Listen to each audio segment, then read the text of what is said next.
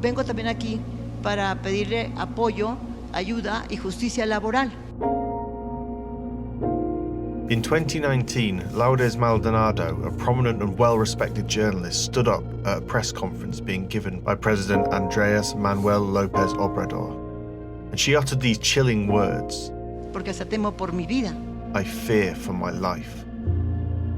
And she implored the president to protect her. Entonces vengo aquí a pedir ese apoyo, esa justicia. Y lo hago porque se trata de un personaje fuerte en política. Lourdes was based in Tijuana, primarily covered politics and corruption in the state of Baja California. She'd been involved with a long-running legal dispute with a media outlet she used to work for, which was also owned by a former governor of the state.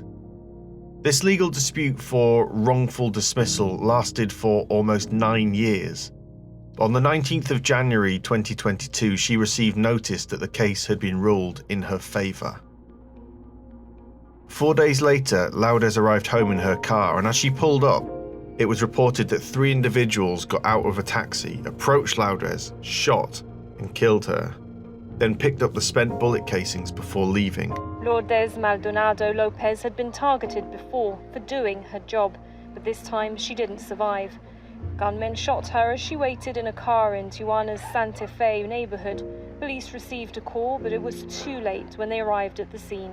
She was the 3rd journalist killed in 2022, and the 2nd in Tijuana in less than a week after the murder of Margarito Martinez Esquivel. It was reported that Lourdes was included in a protection program run by the Baja California state government, and this included regular police patrols checking in on her.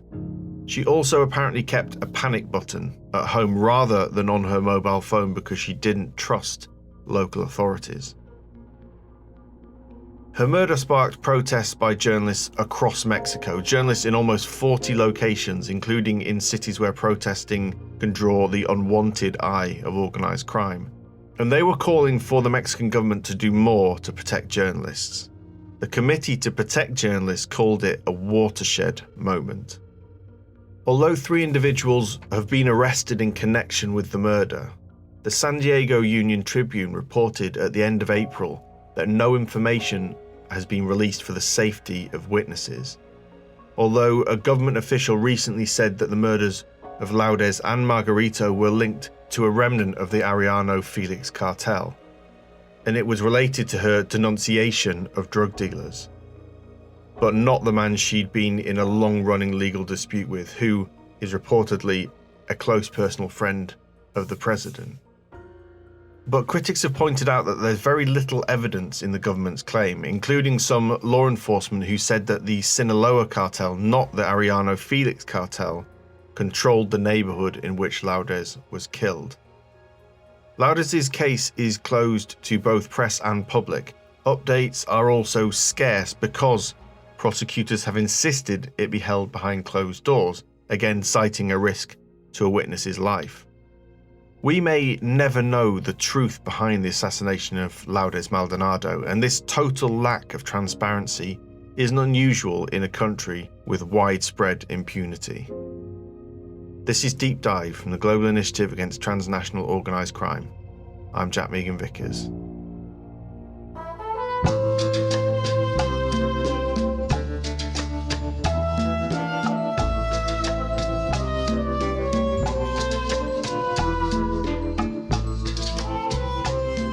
Usually when a journalist gets killed, the reaction of society doesn't match what that society has lost with the killing of a journalist. Y a pesar de esto, con ustedes, con este premio, puedo decir que tengo donde guarecerme y sentirme menos solo. Because the only thing that is guaranteed when we are talking about the murder of a journalist or the disappearance of a journalist is impunity. Así como ¿quién es quién en los precios de los lunes?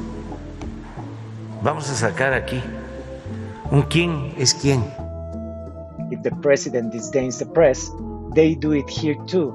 In such a despised profession as journalism is nowadays, I think they will be able to attend to other things before investigating the murder of a journalist.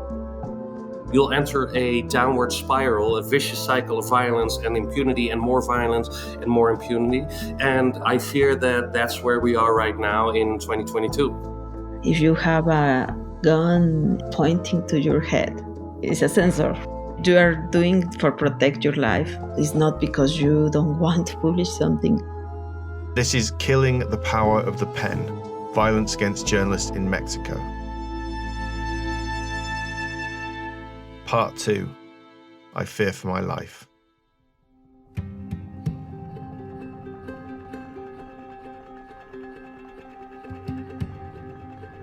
At the end of the last episode, we arrived at the issue of impunity. And before we get on to that, I wanted to reiterate that just a day after we released that episode, another 2 journalists were killed in Veracruz. Yesenia Maldonado Falcone and Sheila Johanna Garcia Oliveira, who were gunned down while sitting in a car, the 10th and 11th media worker to be killed this year. In the last episode, we heard from Leopoldo Maldonado, the regional director of the Office for Mexico and Central America of Article 19. And his organization recently released a report which said that attacks on the press have shot up 85% in the 3 years since Andrés Manuel López Obrador took up the presidency. If you combine that with the rate of impunity in Mexico, levels over 90%, it's so shocking that it takes you aback. Over 90% of the murders are never punished. The underlying message behind these figures to me is an attitude of the authorities towards journalists. Here's Siria Gastelum Felix, the Resilience Director at the Global Initiative Against Transnational Organized Crime. I'm going to go back to the words of Marcela Turati. She said that in Mexico it's more dangerous to investigate a crime than to commit it. You know, we cannot just talk about impunity without talking about corruption. And this is, takes us back again, these very high levels of criminality where state-embedded actors are some of the main players in this criminal landscape. So I think this situation where organized crime has been able to permeate institutions has complicated corruption, impunity, and all these problems. There are certain structural conditions that have made corruption hard to eradicate. I mean, the big inequality for a really long time. Also working in a this is the legacy of the one-party system as well that created really corrupt networks that allowed criminal groups to permeate the state institutions. So it is a big challenge. And, I'm sure there is not one answer. So the question of why Mexico has such high rates of impunity is really complex and multifaceted and rooted in the recent political history of the country. And the levels of corruption and organised crime go hand in hand. Organised crime wouldn't have grown so big without the participation of the authorities. Because, as Syria said, it's the state-embedded actors who are some of the main players in the criminal landscape. Now, in the last episode, we looked at the state of Veracruz and the former governor, Javier Duarte, and we'll come on to his demise shortly, but Duarte is emblematic of the blurred lines between politics and criminality in Mexico. He was the governor of Veracruz for nearly 6 years, and his premiership was mired in corruption. Officials siphoned off money from the state coffers and embezzled it through shell companies. Duarte left Veracruz one of the most censored, indebted, and dangerous states in Mexico. Thousands were disappeared as the cartels battled one another, often with the collusion of state officials. Hundreds of bodies were found in mass graves and at least 17 journalists were killed. And so we should probably cap off what happened to Duarte. After his sudden resignation in 2016, he jumped in a helicopter and disappeared. Mexicans had seen corruption, crime and attacks on the press before, but this time they'd had enough. Duarte's party, the PRI, lost Veracruz after more than 80 years in power.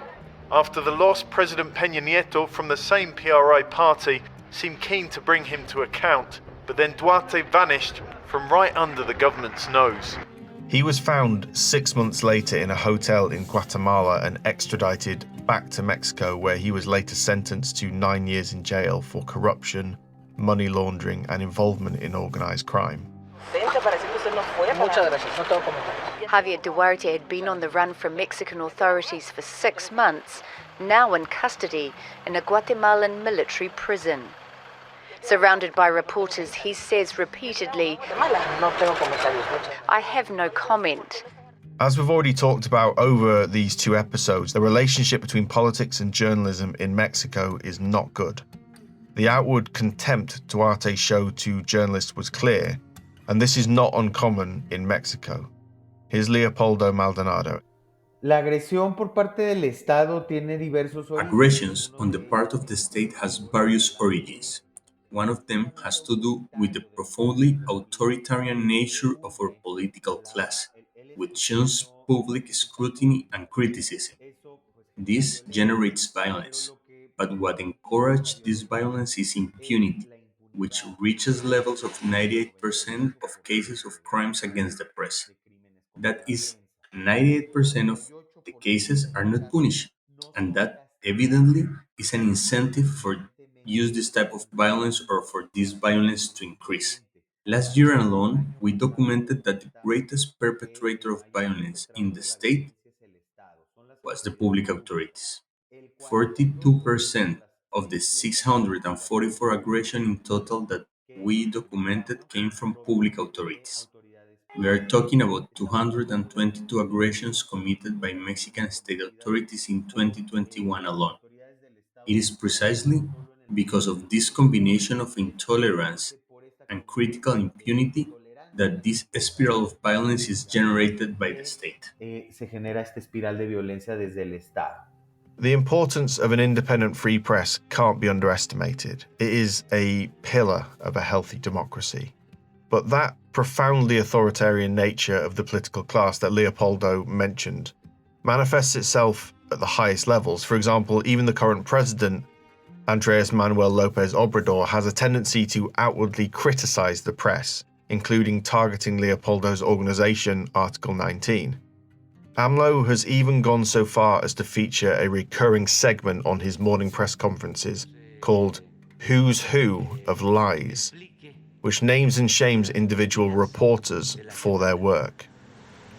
Así como, ¿quién es quién en los precios de los lunes? Vamos a sacar aquí un quién es quién en las mentiras de la semana. And I always fear what can happen when political leaders attack one of the other pillars of democracy. It's a slippery slope. And that disdain AMLO holds for journalism spreads through the body politic. Here's journalist Miguel Ángel León Carmona.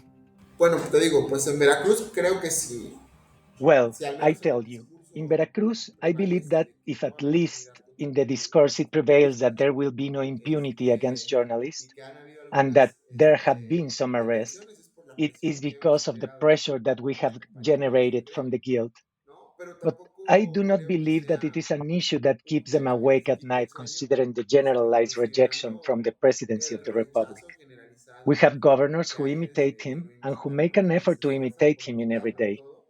And well, if the president disdains the press, they do it here too. And well, I tell you, in such a despised profession as journalism is nowadays, I think they will be able to attend to other things before investigating the murder of a journalist.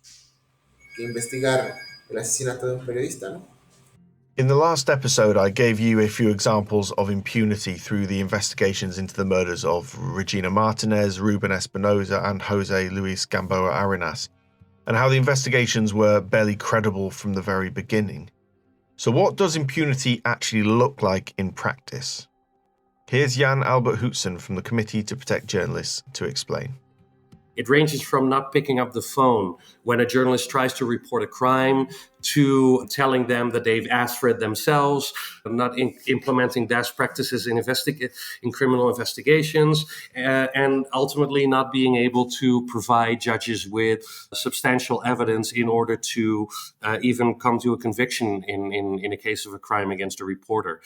All of that together incentivizes more crime because, very, very bluntly put, if you are somebody who believes that a journalist is is affecting your interests and you're willing to use lethal force, then the knowledge that you will very likely not be arrested and even less likely be sentenced for the crime might give you the final push to use lethal force against a reporter.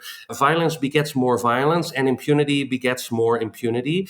And if you allow that situation to fester long enough, then as a country, as is happening right now in Mexico, you'll enter a downward spiral, a vicious cycle of violence and impunity and more violence and more impunity.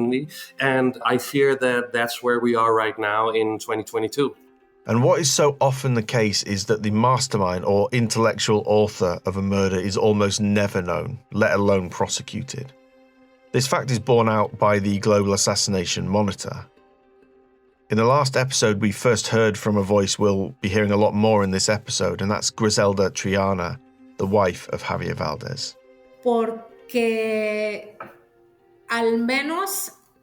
Because at least 90%, and I would dare to say more, of the murders of journalists or disappearances are in impunity. I believe that this is the main problem, because we are not aware of any case of a murder of a journalist in which the perpetrator and mastermind have been tried and sentenced.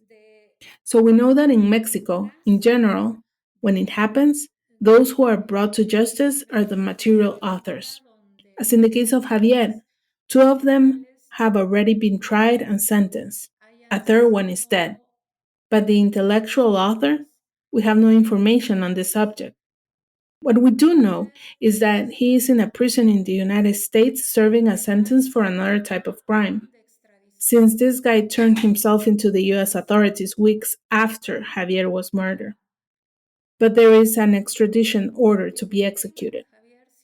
And in the meantime, Javier's crimes remain unpunished, unsolved.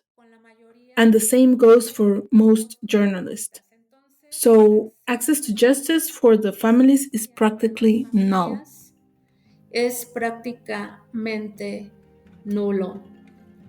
So when violence against journalists is so pervasive and fear is amplified, you can completely understand why a journalist would either leave the profession or practice self-censorship to protect themselves and those around them. But renowned investigative journalist Marcela Turati says it shouldn't be called self-censorship, but something else.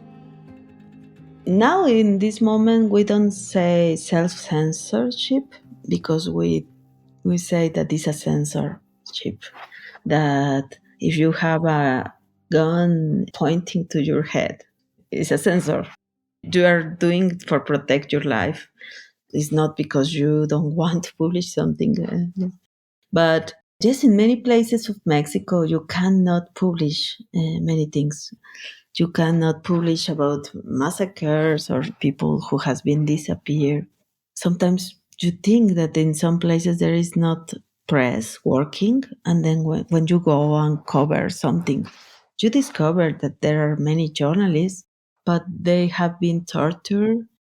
They receive phone calls, or maybe sometimes WhatsApp message of the militaries of the cartel members asking them or ordering them what to publish or what not publish.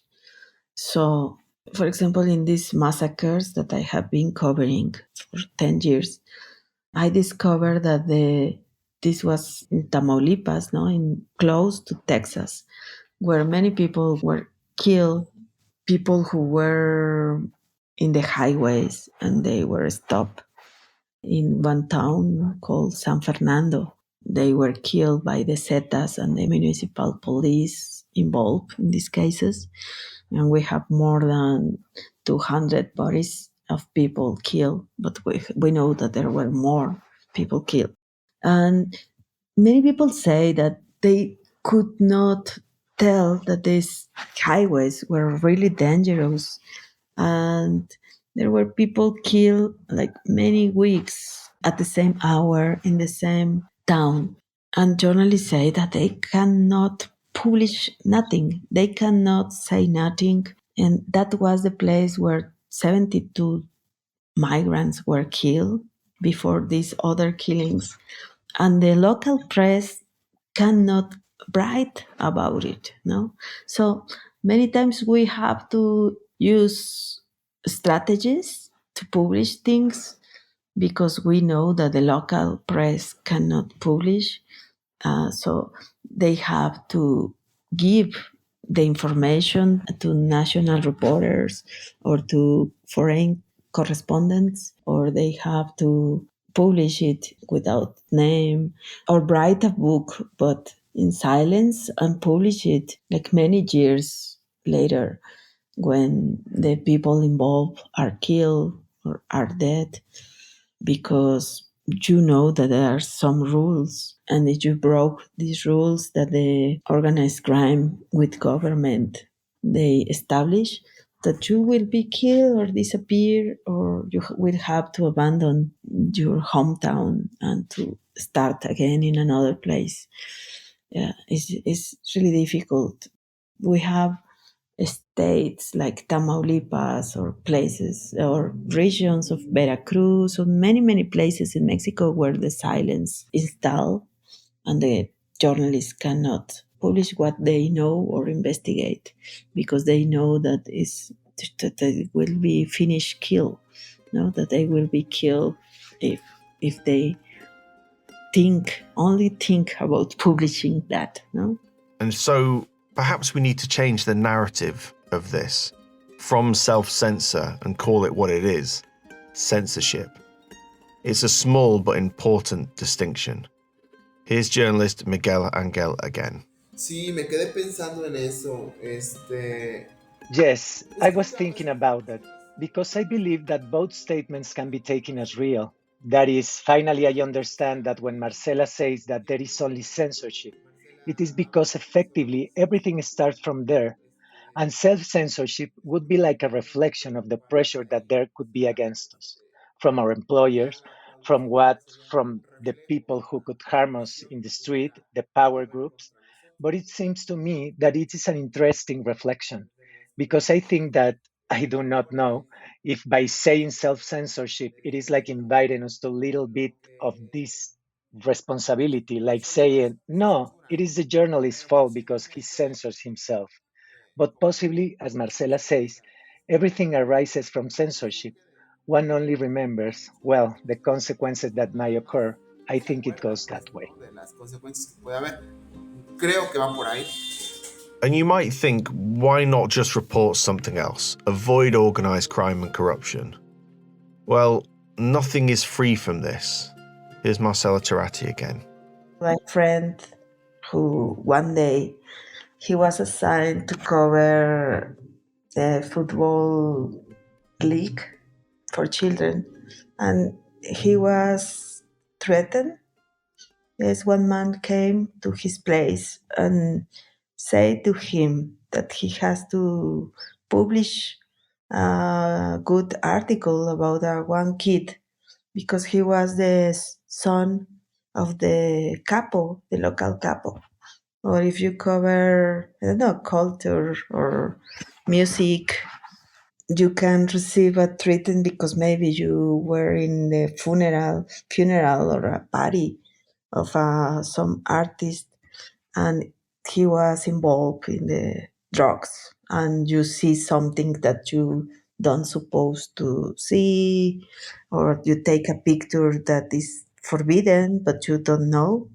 So it's really difficult because everything is corrupt and we have all this relationship among the government, the politicals, and the drug organizations. No? We have to add here that there are protections in place at a federal and local level, and we heard that Lourdes Maldonado was receiving protections from the Baja California state government. But the effectiveness of these protections are questionable. So let's quickly run through them with Jan Albert from the Committee to Protect Journalists. First and foremost, there is the Federal Mechanism for the Protection of Journalists. This is an institution that was created 10 years ago in the summer of 2012 and coordinates from Mexico City protective measures, usually in coordination with state governments. And those can be any of about 45 different measures that are in the catalog of the federal mechanism, such as bodyguards or a panic button or an armored car or camera systems at the residences of a journalist, etc. There are a lot of different ways journalists can be, at least on paper, protected by the federal mechanism. There are a bunch of state mechanisms in Mexico that aim to work somewhat in the same way as the federal mechanism, most notably in Veracruz and in Mexico City. Full disclosure, I'm actually a member of the advisory council for the evaluation of protective measures of the Mexico City mechanism. So I'm pretty deeply involved in that particular institution. There is a federal prosecutor's office for attention to crimes committed against freedom of expression, which is basically a special prosecutor that looks into crimes against the press and against human rights defenders. And it's based out of Mexico City, but it works in the entire country. And finally, there are some institutions such as the National Human Rights Commission and the Executive Commission for Attention to Victims. The National Human Rights Commission provides recommendations to federal institutions and state institutions about violations of human rights, including journalists, crimes against the press, murders against journalists, etc. Those are non-binding resolutions by the CNDH, but they can help as a benchmark to hold state and federal governments accountable in Mexico. And the Executive Commission for Attention to Victims was created under the Peña Nieto administration to provide reparation of damages and support to the victims of crimes. And journalists are also involved in that particular institution. They can also receive support from them. So it sounds like a lot. And if these institutions were strong enough and had enough people working for them that were correctly trained and had the right political will for it, it should actually make a difference. But obviously, these statistics sort of contradict that idea. So following on from Jan Albert, and it's a question that stuck in my mind throughout my research for this episode, and that was related to the family that's left behind. You have the psychological and emotional effects of the loss itself, which will never likely leave you, and manifest themselves in completely different ways, like insomnia, depression, eating disorders, panic attacks, and so on. But alongside that, family members are often targeted themselves, harassment, intimidation, and threats. Just put yourself in their shoes for a moment and imagine that, unable to properly grieve for a loved one because of fear for your own safety or the rest of your family. But there are also other concerns, and that's a lack of awareness of the rights families have. They are entitled to full redress for harm as victims of crimes and serious human rights violations. This means that the state is meant to guarantee access to restitution, rehabilitations, and compensation, and to prevent reoccurrences. But this process has been filled with issues. So to find out about this side of the violence against journalists in Mexico, I wanted to speak to someone who had been through this. So here's Griselda Triana, the wife of Javier Valdez, who was killed in 2017. Y bueno, quiero decirte que era Javier un I want to tell you that Javier was an excellent partner. We were married for 26 years. For more than 26 years, we shared the responsibility of forming a family with my daughter, my son. And well, I think that the most important thing for Javier, besides his activity as a journalist, was his family. Javier was a loving father, a responsible father, but also a demanding father. So, well, like most of us who are moms and dads, our life at some point revolves around our children. Javier said that in the face of so much violence, forced disappearances, executions, among other crimes, the worst thing that could happen was indifference. And he was never going to do that. And knowing him well, in other words, that was how Javier began to find that the victims of the violent context in Sinaloa needed to be visible. They needed to be heard. They needed the rest of society to know what was going on. He said that it was difficult for him to write. to write about the beautiful things of Sinaloa, about the rivers, about the 11 rivers of Culiacan, about its sunsets, about all these things. And I think that was valid, right? But he could not. I mean, there was so much violence, so many victims, so many women looking for their daughters, their sons, their disappeared husbands. In short, he could not stay on that side, could he? So he dedicated himself to writing about the stories that he published, that he narrated. Que él publicaba, que él narraba. Javier became an internationally renowned journalist when he received the International Press Freedom Award from the Committee to Protect Journalists in 2011. Puedo decir que tengo donde guarecerme y sentirme menos solo. Muchas gracias.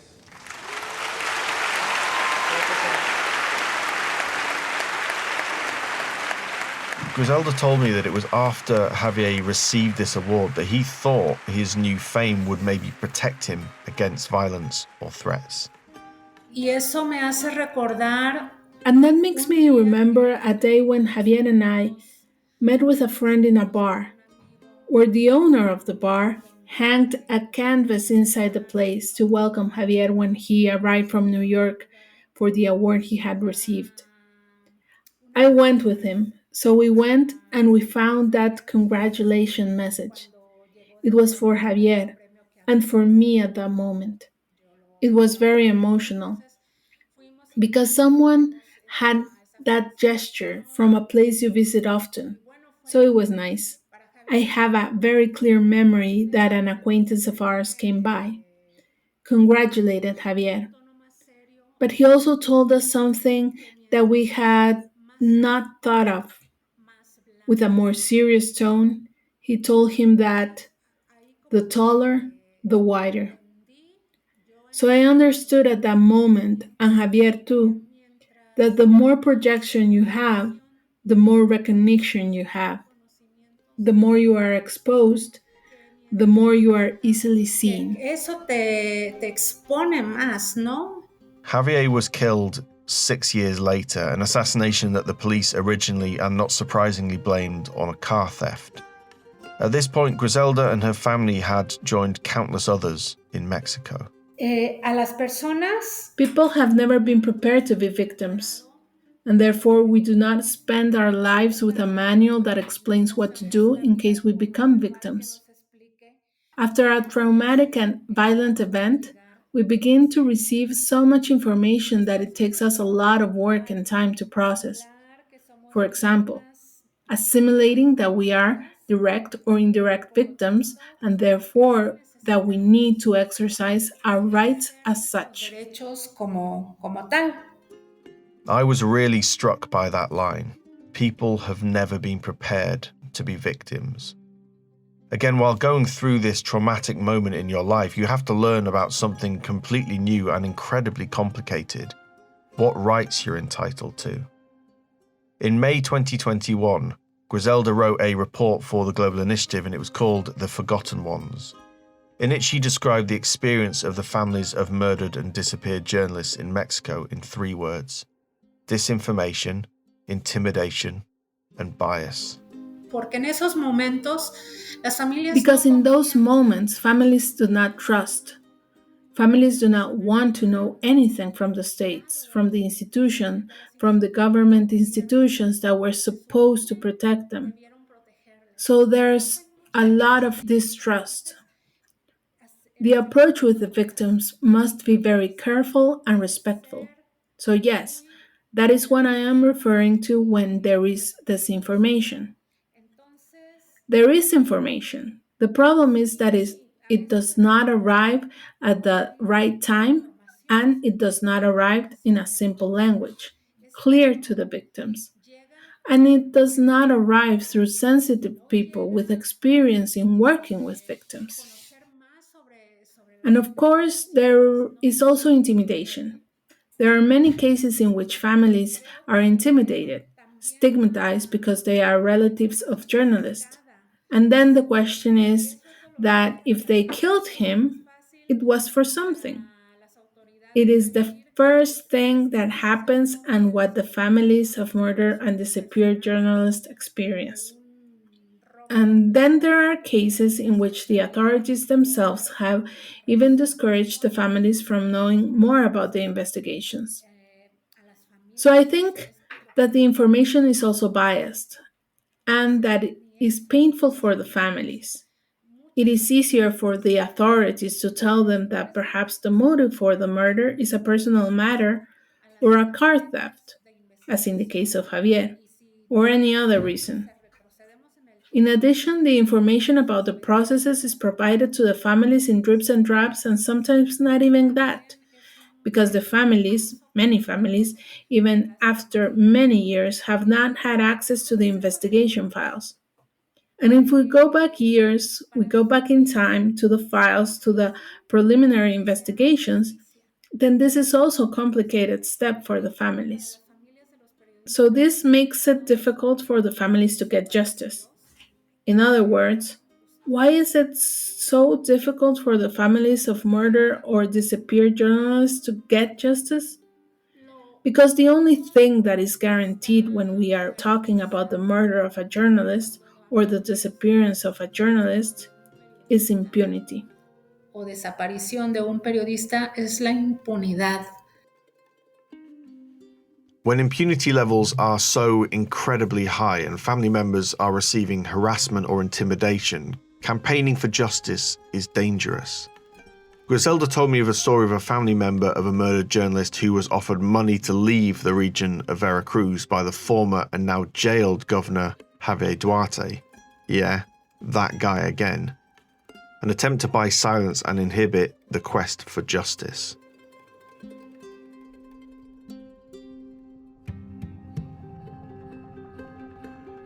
There are so many issues here to address that it's hard to know where to begin. The killing of a journalist goes to the very heart of a democratic society. And so here is a simple question that doesn't have a simple answer. What can be done to solve this problem in Mexico? Here's Jan Albert again from the CPJ. I think on the institutional level, the Mexican government needs to invest far more, not only in institutions like the federal mechanism, it actually is already investing more in the federal mechanism, but also in the federal special prosecutor's office. I think the Mexican justice state over the past few years has been progressively eroded by perverse initiatives introduced by successive federal governments, such as the creation of the National Guard, that actually, as an effect, take away the incentive of states and other federal institutions to invest in proper procurement of justice, proper investigations, proper training of personnel, proper tools against corruption, safeguards against collusion with criminal gangs. And in order for impunity to drop, then the Mexican government really has to address those issues. I believe that the president also needs to change his rhetoric and that the Mexican federal government needs to redefine its relationship with journalists, needs to prioritize basic human rights such as freedom of expression, because that's the only way you can change a culture of indifference that exists within institutions in the federal and state governments. And I think finally, we also need to support journalists themselves, in the sense that journalists need to get more social security, they need to get higher pay, they need to get higher salaries, because a lot of journalists in Mexico, they're working under extreme pressure with editors breathing down their necks and demanding that they do certain stories, and any kind of precaution goes out the window when you have an editor breathing down your neck telling you to cover something and you really don't have time to do anything about it. So I think we also need to redefine labor relations between journalists and their outlets in order to make it safer for them, and then and only then will impunity levels start to drop a little bit. And I think I'd like to end on a quote from Javier Valdez. He once said that society needs to protect journalists. And I want to know exactly what he meant by that. Here's Syria Gastelum Felix. He meant, I think, that society needs to value journalism as an integral part of its democracy and be ready to defend it as such. Civil society should demand authorities to protect journalists because journalism helps it keep governments accountable. But our society is not aware of the value of media. Our history with freedom of expression is relatively new. So for a long time, our media consumption came from one source. So there is a public distrust of the media, and authorities keep undervaluing its worth. So this leaves journalists to fend for themselves, and we shouldn't really leave them alone because by protecting journalism, we are protecting democracy, the rule of law, the truth, the information we need to make better choices. I think what Javier meant was that there needs to be greater awareness in society about the value of journalism and to see journalism for what it's worth in the democracies we're trying to strengthen and to live. So yeah, he said that usually when a journalist gets killed, the reaction of society doesn't match what that society has lost with the killing of a journalist.